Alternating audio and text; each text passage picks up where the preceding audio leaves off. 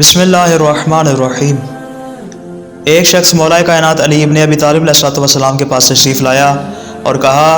ए मेरे चचाजाद, ए खुदा की बेहतरीन मखलूक, मुझे ये बात बयान फरमाइए, आखिर इसकी क्या वजह है कि जब नमाज की इब्तिदा की जाती है तो उसमें हाथों को तकबीर के लिए बुलंद किया जाता है। तो इमाम अलैहिस्सलाम ने इरशाद फरमाया कि ये हकीकत में इस बात का इकरार है कि अल्लाह के सिवा और कोई माबूद नहीं,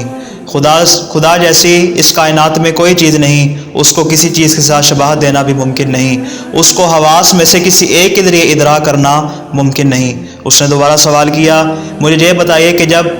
अपने सर को रुकू में झुकाया जाता है तो गर्दन को क्यों कर सीधा रखा जाता है, आखिर इसकी क्या वजह है? तो इमाम अलैहिस्सलाम ने इरशाद फरमाया, ये हकीकत में इस बात का इकरार है कि बारहा मैं तेरी बारगाह में अपनी गर्दन को झुका रहा हूँ, चाहे तेरी राह में मेरी गर्दन को काट ही क्यों ना दिया जाए।